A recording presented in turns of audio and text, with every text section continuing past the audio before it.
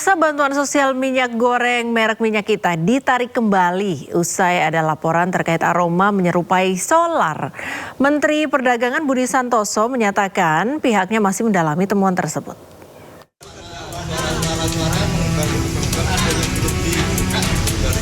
Di Kelurahan Tegalgede, Karanganyar, seluruh bantuan sosial minyak goreng yang telah dibagikan kepada masyarakat dikumpulkan kembali di kantor kelurahan. Hal ini dilakukan akibat banyaknya laporan terkait aroma menyengat menyerupai solar maupun minyak tanah dari Minyak Kita yang akan digunakan. Laporan tersebut telah diteruskan kepada Dinas Sosial dan Bulog sebagai pihak yang terlibat dalam penyaluran bantuan pangan. Menteri Perdagangan RI Budi Santoso menyatakan pihaknya masih mendalami kasus tersebut. Ia juga mengancam akan mencabut izin perusahaan yang menjadi pemasok Minyak Kita itu jika terbukti ada penyimpangan. Semuanya sudah ditarik oleh PT KMR dan kita terus melakukan investigasi. Kalau memang melanggar dan aturan ya bisa perusahaannya izinnya dicabut. Nah nanti kalau memang ada temuan lain secara pidana ya semua diproses. Ya semua diproses sesuai aturan. Kalau dugaan sementara apa Pak itu yang saya belum berani ini tapi kan sekarang lagi dibawa ke lab ya. Sebagian warga sempat menggunakan minyak goreng tersebut sebelum menyadari adanya aroma yang tidak biasa. Meski demikian, hingga kini belum ada laporan gangguan kesehatan akibat penggunaan minyak tersebut. Tim Liputan iNews melaporkan. Setelah sempat langka di pasaran, minyak goreng subsidi Minyak Kita muncul. Namun anehnya berbau solar. Bahkan keluhan Minyak Kita berbau solar ini muncul di sejumlah daerah. Pagi itu, ibu-ibu di Klaten, Jawa Tengah memilih untuk tidak memasak. Mereka ramai-ramai menuju kantor desa mengembalikan minyak goreng Minyak Kita. Warga memperoleh Minyak Kita pada tanggal 10 Juni lalu dalam program bantuan pangan pemerintah. Ketika diterima, warga mengeluh karena minyak goreng yang mereka dapat selain berwarna kehitaman juga berbau solar. Tadi tak buang yang itu ini. Sempat untuk menggoreng? Tadi pagi. Minyak Kita berbau solar juga ditemukan di Karanganyar, Jawa Tengah. Di Kelurahan Tegalgede, seluruh minyak goreng bantuan yang telah dibagikan dikumpulkan kembali dan diserahkan ke kantor kelurahan. Terkait temuan ini, pemerintah menyatakan tidak segan untuk menindak tegas perusahaan produsen bila ditemukan pelanggaran. Kalau memang melanggar dan aturan ya bisa perusahaannya izinnya dicabut. Nah nanti kalau memang ada temuan lain secara pidana ya semua diproses. Ya semua diproses sesuai aturan. Kalau dugaan sementara apa Pak itu yang saya belum berani ini tapi kan sekarang lagi dibawa ke lab ya. Minyak goreng subsidi Minyak Kita berbau solar diproduksi oleh PT KMR di Kabupaten Karanganyar. Tim gabungan kini telah melakukan sidak ke perusahaan tersebut dan meminta klarifikasi. Tim Liputan iNews melaporkan. Memasuki musim kemarau, pemirsa, Desa Kedung Malang, Jepara, Jawa Tengah mulai mengalami krisis air bersih. Pasokan dari perusahaan air minum daerah atau PDAM hanya mengalir 2 kali dalam sepekan. Kondisi ini memaksa warga harus membeli air isi ulang untuk memenuhi kebutuhan memasak.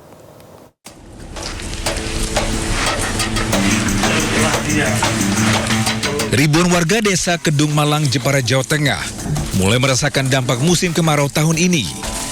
Setidaknya ada 2.500 warga mengalami kesulitan mendapat air bersih karena sumber air yang mulai mengering.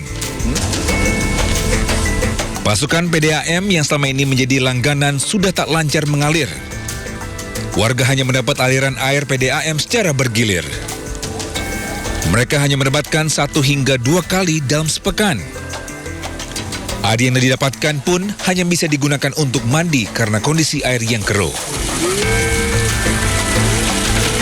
Sementara untuk memenuhi kebutuhan konsumsi, warga harus membeli air isi ulang dengan harga Rp5.000 hingga Rp6.000 per galon. Dalam sebulan, warga harus merogoh kocek Rp150.000. Kalau ngalir itu seminggu sekali. Dan diwingi seminggu 2 kali.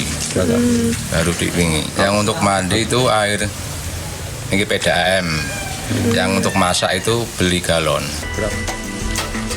Menyikapi kondisi ini, Badan Penanggulangan Bencana Daerah atau BPBD Jepara turun tangan melakukan dropping air bersih. Dalam sepekan, BPBD Jepara melakukan dropping air bersih sebanyak 2 kali dengan setiap pengiriman 2 tangki atau 8.000 liter.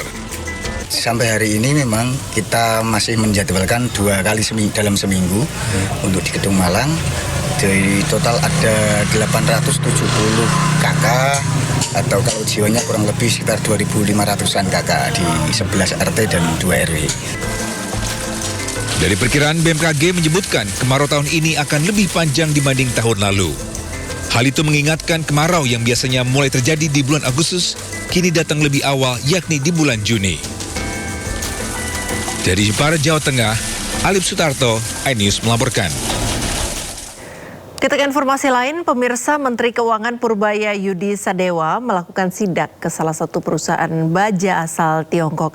Langkah tersebut dilakukan sebagai bagian dari upaya pemerintah memperkuat pengawasan kepatuhan perpajakan sekaligus menjaga iklim persaingan usaha yang sehat di sektor industri nasional.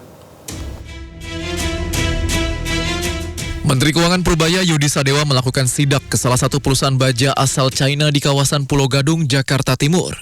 Langkah tersebut dilakukan sebagai bagian dari upaya pemerintah memperkuat pengawasan kepatuhan perpajakan sekaligus menjaga iklim persaingan usaha yang sehat di sektor industri nasional. Purbaya memastikan sidak yang dilakukan merupakan terkait temuan indikasi awal adanya ketidaksesuaian antara skala aktivitas usaha perusahaan dengan kewajiban perpajakan yang dilaporkan. Berdasarkan data yang dimiliki pemerintah, terdapat dugaan nilai pajak yang dibayarkan belum sepenuhnya mencerminkan besarnya kegiatan bisnis perusahaan. Purbaya menegaskan, pemerintah berkomitmen memastikan seluruh pelaku usaha menjalankan kegiatan bisnis secara adil, transparan, dan sesuai dengan ketentuan yang berlaku.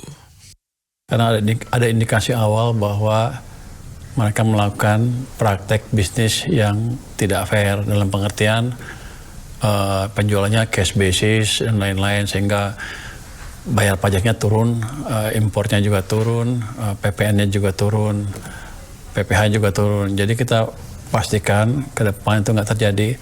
Tadi kita minta klarifikasi ke perusahaannya dan saya minta mereka untuk menyediakan dokumen-dokumen yang terkait supaya kita bisa lihat secara fair apa yang mereka kerjakan di sana. Saya tekankan ke mereka juga bahwa tujuan kedatangan saya ke situ bukan untuk membunuh perusahaan itu, tapi untuk memastikan mereka melakukan bisnis secara fair sehingga ada persaingan yang fair di industri baja di Indonesia. Hampir 10 triliun, pajaknya terlalu kecil, mungkin di bawah 20 miliar, terlalu kecil untuk kegiatan yang segitu besar. Jadi kita duga ada beberapa loophole yang mereka manfaatkan untuk mengurangi pembayaran pajak mereka ke negara. Untuk menindaklanjuti temuan tersebut, pemerintah meminta perusahaan menyerahkan dokumen dan data pendukung guna dilakukan verifikasi lebih lanjut. Proses pemeriksaan akan dilakukan secara terbuka dan berbasis fakta. Jakarta, Raharjo Patmo, IDX Channel. Presiden ke-7 Republik Indonesia Joko Widodo tiba di Lampung. Kedatangannya untuk menghadiri acara PSI. Jokowi tiba di Bandara Raden Inten II Lampung pada Jumat siang. Kedatangan Jokowi disambut kader PSI. Kunjungan ini menandai dimulainya safari politik Jokowi di Provinsi Lampung. Presiden ke-7 Republik Indonesia Jokowi rencananya akan berada di Lampung selama 3 hari. Selain menghadiri sejumlah agenda politik, Jokowi juga akan bertemu dengan tokoh masyarakat dan mengikuti kirab budaya.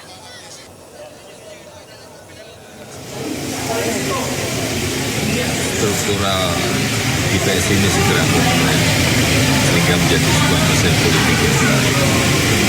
Juga membangkitkan kesadaran berpolitik masyarakat politik.